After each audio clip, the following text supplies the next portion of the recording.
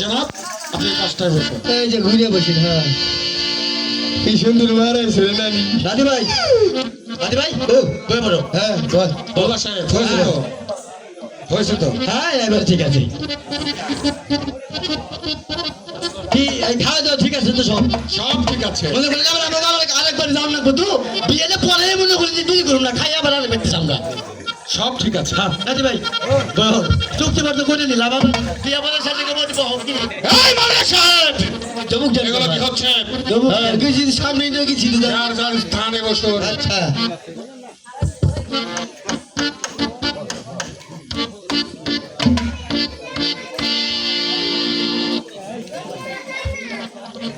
আচ্ছা তোমার নাম? হ্যাঁ কি বলছো কি বলছো? বাচ্চা সেকেন্ডার। বাচ্চা সেকেন্ডার। আমাদের কানে একটু মনে করতে বেশি হলে তো তুই আমার নগে নগে একটু বুঝ কর। আচ্ছা তোমার নাম দেখি কি কয়? ওই না না কি কয় বাবা বলে বলি না সামনে হুঁশিয়ার! সংযত হয়ে কথা বলুন। তা হবে কেন? তাইলি সে বলেছে তার পিতার নাম বাদশাহ বলিরাজ। বলে না এগুলো কে মা ফোটে মুড়ে এটা হলো হিন্দু এটা মুসলমান।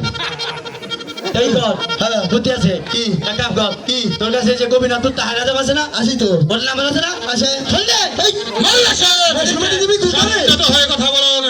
আপনি খলিফা দিয়ে কি করবেন? আরে বুঝেন না আপনাকে ডাকা হয়েছে হ্যাঁ। এই কন্যাকে আচ্ছা নবীর কলেমা পড়িয়ে হ্যাঁ মুসলিম বানিয়ে তারপর শুভ কাজ করতে হবে। হ্যাঁ তাই তো কই ও নবীর কলমা দিয়ে আমি আর মনে করছি এটা হিন্দু এটা মুসলমান তাহলে যেটা হিন্দু আছে সেটা মুসলমান দিয়ে মুসলমান করে না কোনা বুঝতে আর আজম মাজাম তাই কি বেবা যে হয় এখানে করতেছি। হ্যাঁ ওই যে বলে হ্যাঁ চলো বেটা